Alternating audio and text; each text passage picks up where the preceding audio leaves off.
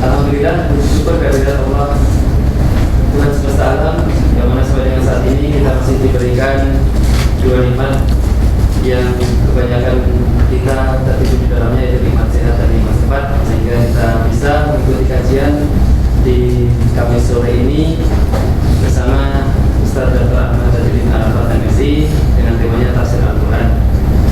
Yang kedua, salawat serta salam marilah kita aturkan kepada junjungan kita, uswah hasanah kita, Nabi Ustaz Muhammad sallallahu alaihi wasallam, kepada keluarga, sahabat, semoga kita menjadi umatnya yang bisa mengikuti beliau dan bisa mendapatkan syafaat beliau di sisi Allah.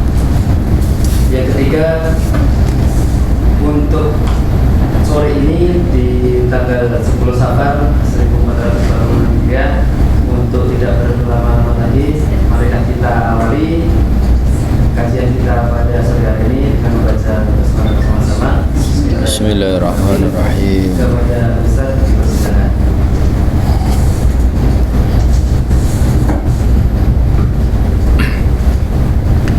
Assalamualaikum warahmatullahi wabarakatuh. Waalaikumsalam warahmatullahi wabarakatuh. Alhamdulillahirabbil alamin. Allahumma salli wa sallim wa barik ala sayyidina Muhammadin miftahi babi rahmatillah adada ma fi ilmillah, salatan wa salaman daimaini bidawami mulkillah wa ala alihi wa ashabihi wa man tabi'a sunnatahu wa iqtada bihudah ila yaumil liqa'illah, la haula wa la quwwata illa billah, amma ba'd. Alhamdulillah, pada kesempatan ini Allah masih berikan kita waktu, kesehatan, sehingga kita masih bisa istiqamah melakukan kajian setiap Kamis sore. Dan pada kesempatan ini kita melanjutkan kajian tafsir Al-Quran surat Al-Baqarah ayat 3839. Ini ayat terakhir yang mengisahkan kisah pertama perjalanan manusia, ya. Dimulai dari surat Baqarah ayat 30, wa idz qala rabbuka lil malaikati inni ja'ilun fil ardi khalifah, sampai ini dua ayat terakhirnya. Di rangkaian berapa kalau itu? 30 sampai 39, 10 ayat bercerita tentang manusia diciptakan, bahkan tujuan manusia diciptakan oleh Allah dengan representasi Nabi Adam alaihissalam. Maka lanjutannya dua ayat ini, wa qulna bitu minha jami'a fa imma yatiyannakum minni hudan faman tabi'a hudaya fala khaufun 'alaihim wa la hum yahzanun walladzina kafaru wa kadzabu bi ayatina ulaika ashabun nari fiha khalidun. Setelah proses panjang, peristiwa yang dialami oleh Nabiullah Adam alaihissalam. Jadi ini kayak kalau dibuat drama itu kayak sequel. Nah, kan gitu kan, awal diciptakan, kemudian dimuliakan oleh para malaikat, penghormatannya sampai disujud, kemudian sampai pada, ya kan, apapun hidup itu mesti ada yang dramatis, ya. Peristiwa dikecoh, diganggu oleh iblis, oleh setan, akhirnya terjungkal.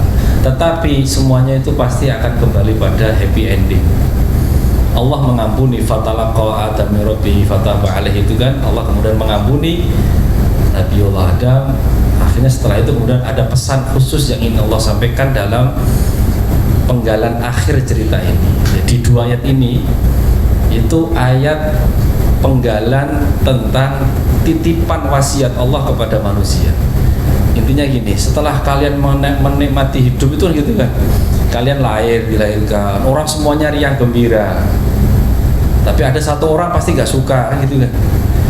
ada ujian yang berat, sampai pada titik akhirnya kita dijauhkan oleh rahmatnya Allah.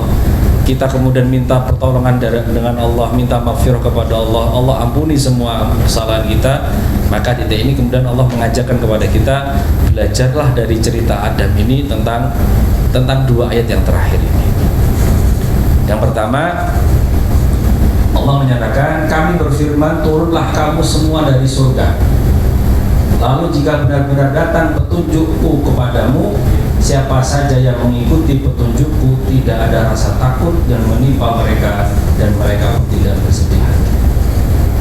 Pesan pertama, bahwa ketika kita sudah dikatakan oleh Allah, pulang sana, keluar dari sini, turun ke bumi. Dalam tafsiran yang saya tulis itu, perintah turun dalam kisah Nabi Adam ini terulang 2 kali, yakni di Qulna itu ba'dukum ala ba'd itu surat 37 ya, 36. Kemudian di ayat yang ini diulang 2 kali. Kata itu diulang 2 kali oleh Allah. Banyak ulama memberikan penafsiran, apakah ini pengulangan dalam konteks penegasan, atau pengulangan memang ada 2 peristiwa proses turun dari surga ke bumi itu. Ada yang mengatakan ini tikror, ini pengulangan, penegasan Allah. Keluar kau, kan jangan keluar. Kalau masih gak dengar, diulang 2 kali. Bangunin teman tuh 1 kali cukup dah. Bangun gitu kan. Ada seperti itu, penekanan bahwa Allah memang serius ini mengusir Adam dan Siti Hawa, dan juga mengusir setan, iblis juga diusir semua dari surga. Tapi ada yang mengatakan pengulangan 2 kali dalam ayat ini, cerita ini adalah punya makna yang berbeda. Ada yang mengatakan di pengulangan diturunkan dari surga ke langit dunia, kemudian dari langit dunia ke bumi. Tapi ada yang menafsiri dengan makna. Pertama adalah mengisyaratkan perintah turun dari surga ke bumi, tempat makan minum dan menjadi proses lika-liku kehidupan. Memang tujuannya kita di sini. Yang kedua adalah menurunkan martabat. Ingat, manusia itu dalam 2 busur panah, dalam 2 tarikan kanan kiri magnetik. Laqad khalaqnal insana fi ahsani taqwim. Manusia itu diciptakan oleh Allah dengan sebaik-baik ciptaan. Tapi kalau nggak hati-hati, terusannya apa? Apa itu? Laqad khalaqnal insana fi ahsani tsumma radadnahu ila asfalas safilin. Kalau kamu nggak mau seperti yang terbaik, maka kamu akan saya kembalikan pada asfalas safilin, yang paling buruk dari yang terburuk. Jadi kita di antara 2 sisi ini. Maka kalau mau turun atau mau naik, kemudian Allah kasih syarat istilahnya. Ada kok siapa saja yang kemudian mendapatkan ini, dia akan pada posisi tidak ada rasa khawatir, rasa takut, rasa sedih, yaitu ketika mendapatkan Buddha. Ini Allah menunjukkan kasih sayangnya. Ketika Adam diturunkan, ini simbol bahwa manusia itu ditugasi oleh Allah. Dalam awal wa'allama Adamal asma, Allah mengajari Adam pengetahuan itu kan melalui dalam diri Adam, akalnya Adam. Allah menginstal dalam diri kita itu akal yang bisa menuntun kita kepada Allah. Tapi faktanya Adam gak cukup itu, masih tersesatkan oleh iblis. Maka kemudian Allah itu masih sayang. Oke, kamu turun, tapi tak kasih oleh-oleh, tak kasih bawaan, yang dengan bawaan itu kamu bisa punya rasa kuat, tidak khawatir, tidak sedih. Namanya huda. Huda dalam tafsir Al-Quran itu apa? Ar-Rasul wal Kitab, turunnya para nabi dan pegangan kitab. Selain juga penalaran yang lurus, yang siratal mustaqim sendiri. Jadi di sini memberikan isyarat dari ayat yang pertama, ayat 38, bahwa Allah itu tidak kemudian nggak campur tangan. Allah masih peduli dengan kita. Allah itu masih pengen kita pulang dengan kondisi yang sebagaimana diharapkan oleh Allah, masuk surga lagi. Orang sering mengatakan gini, kalau memang Allah mentakdirkan seperti ini, ngapain kita harus berbuat? Enggak. Allah memberikan satu hal, saya sering beberapa kali dalam beberapa kesempatan saya sering ngomong, satu di antara anugerah yang Allah berikan dan itu rezeki yang terbaik yang tidak dimiliki oleh makhluk lain selain manusia, itu adalah hak kita untuk memilih. Itu syukuri tenan. Kita dikasih kemerdekaan Allah untuk bisa memilih sesuatu sesuai dengan apa yang kita inginkan. Itu tidak bisa ditawar-tawar. Itu yang harus disyukuri. Maka di sini itu tersirat dalam kata-kata ini.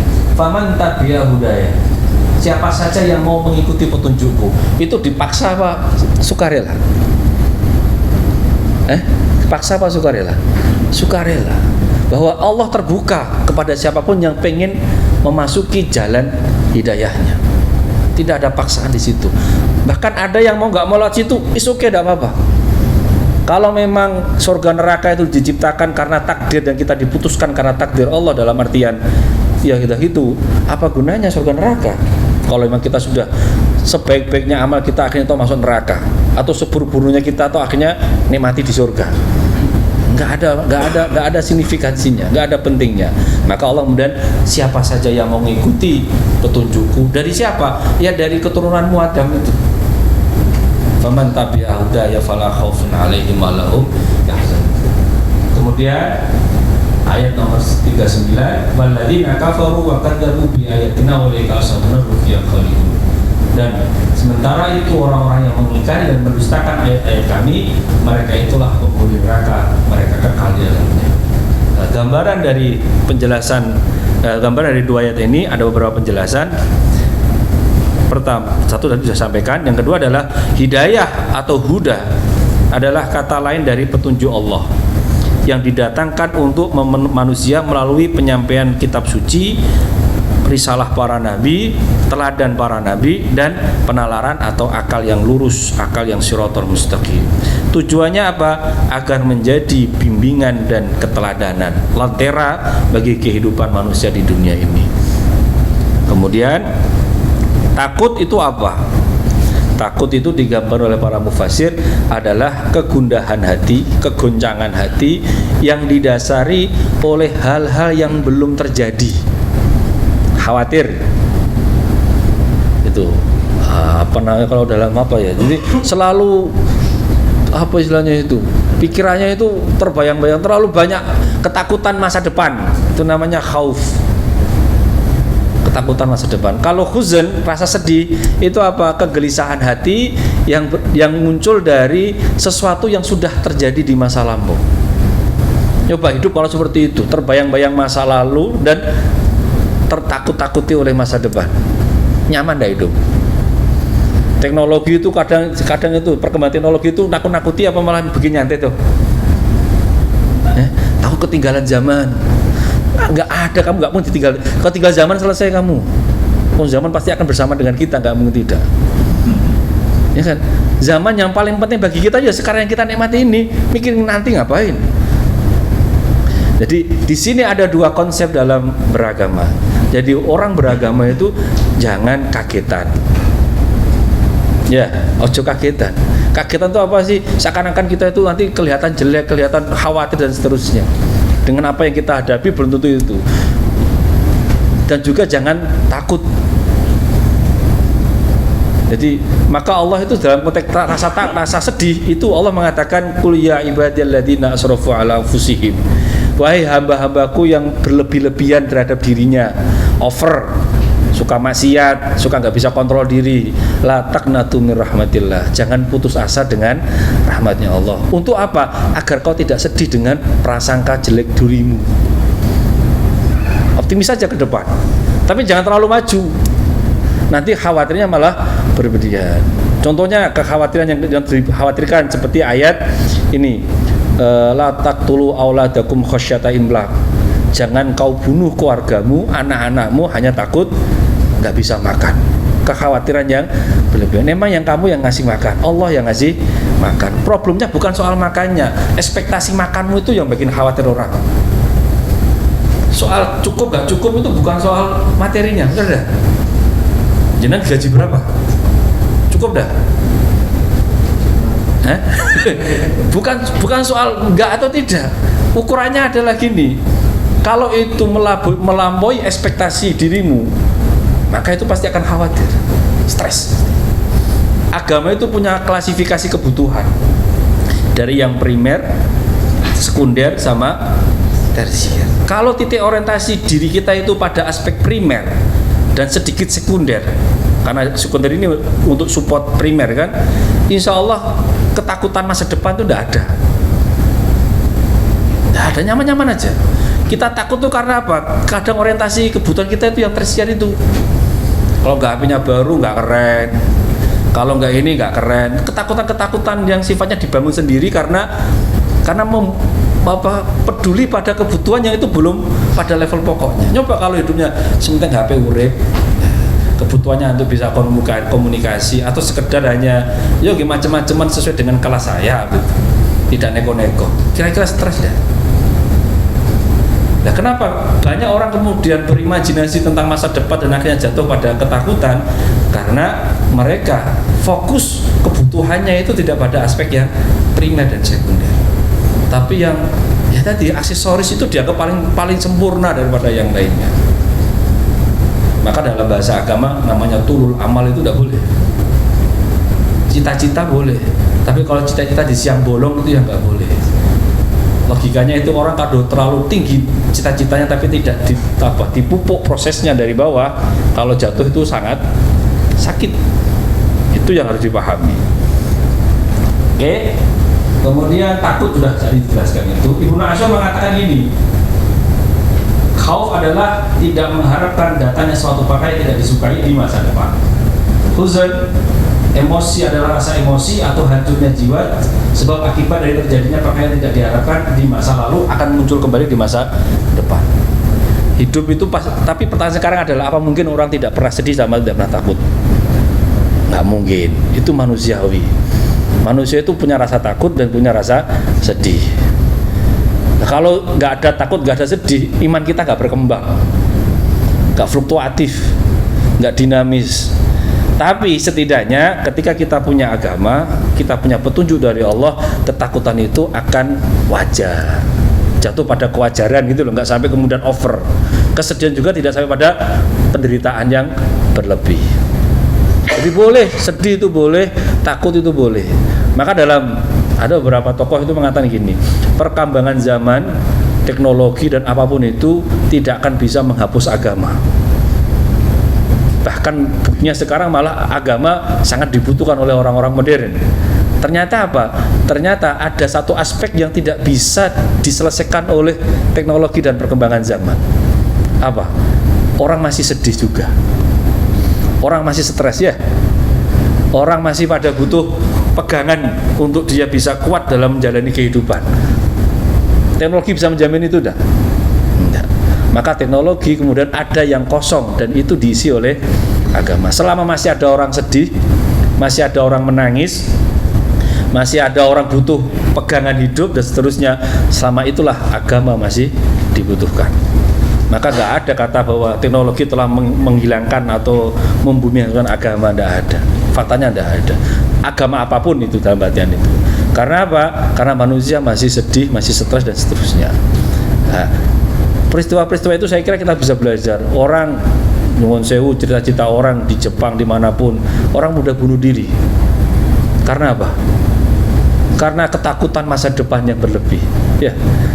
Coba kira-kira saya mau tanya, masalahnya orang yang bunuh diri di Jepang dengan masalah jenengan di sini sama atau enggak? Mungkin bisa lebih parah lagi. Tapi jenengan kenapa jenengan nggak bunuh diri? Kenapa nggak bunuh diri? Mungkin masalah, alah ya Allah hanya soal diputus pacarnya saja saya bunuh diri. Coba di sini orang berapa kali diputus? Malah lebih tahan itu. Jadi bukan soal masalah yang dihadapi, tapi bagaimana treatment kita. Solusi agama menguatkan diri kita. Agama itu kan punya dua konsep yang paling sejajar dalam kehidupan kita, syukur sama sabar. Itu ada porsinya masing-masing. Kemudian terusannya,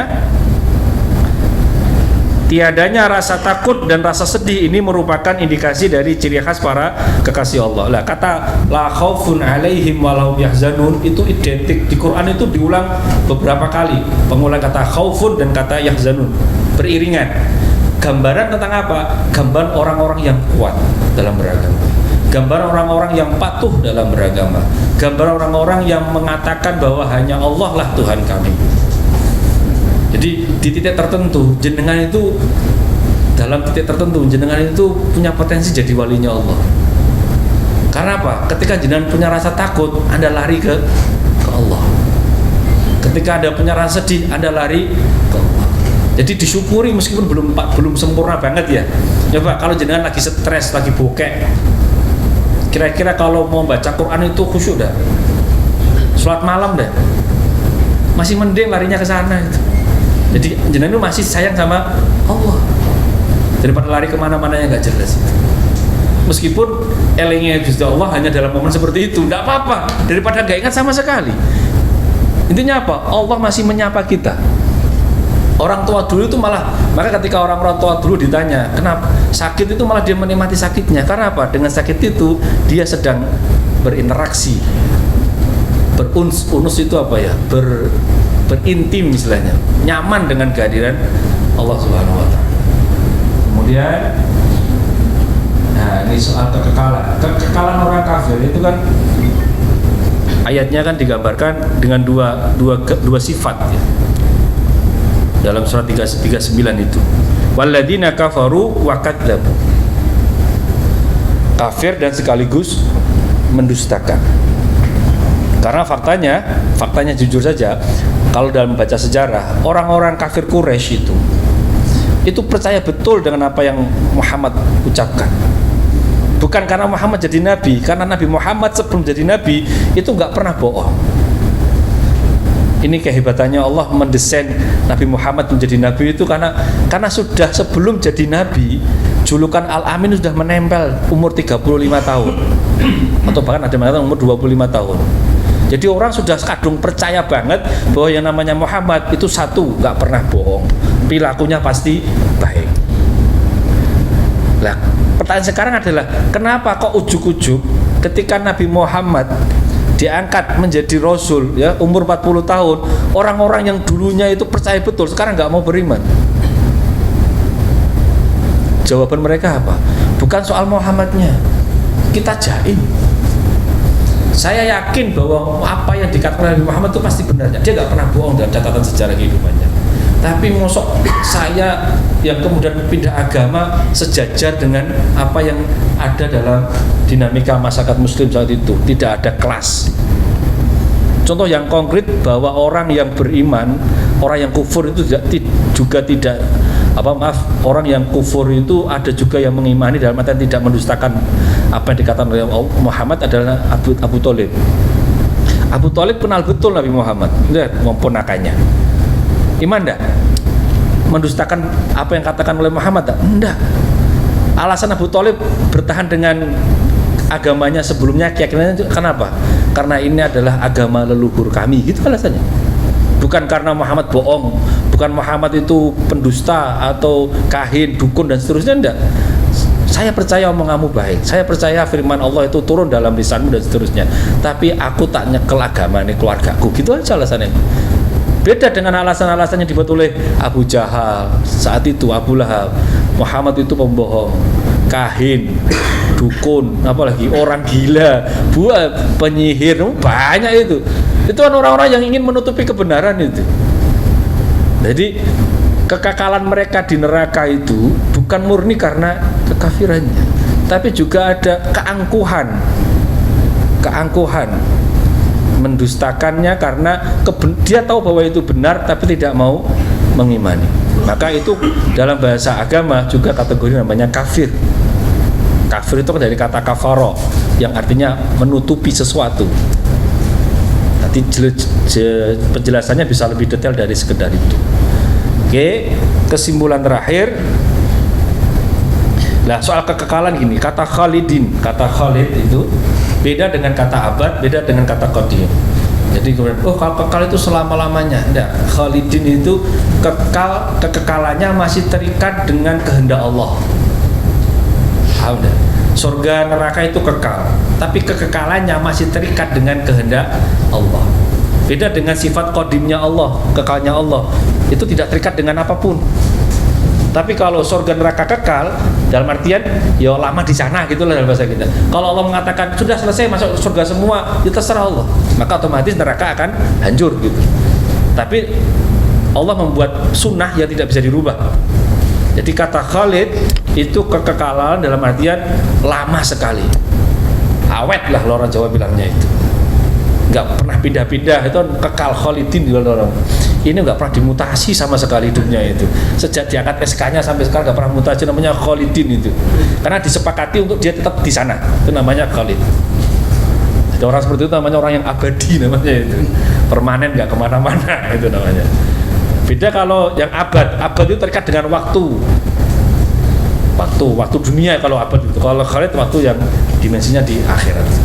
Terakhir dari cerita ini, saya mengutip yang mungkin menggambarkan aja bahwa dua ayat ini mengakhiri kisah perjalanan kehidupan manusia pertama, Adam alaihissalam, dan banyak hal yang dapat kita petik hikmah dalam kisah ini. Di antaranya hikmah simbolik sujudnya para malaikat kepada Adam sebagai wujud penghormatan atas kemampuan dan pengetahuan Adam dalam memakmurkan bumi sebagaimana amanah kekhalifahan yang diembannya.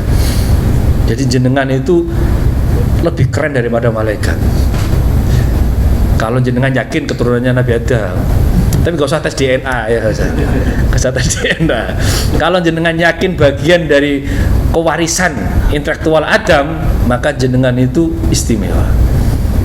Karena makhluk yang hanya diajar langsung oleh Allah, wa 'allama Adam al-asma'u. Saking hormatnya para malaikat diperintah untuk takzim kepada kita.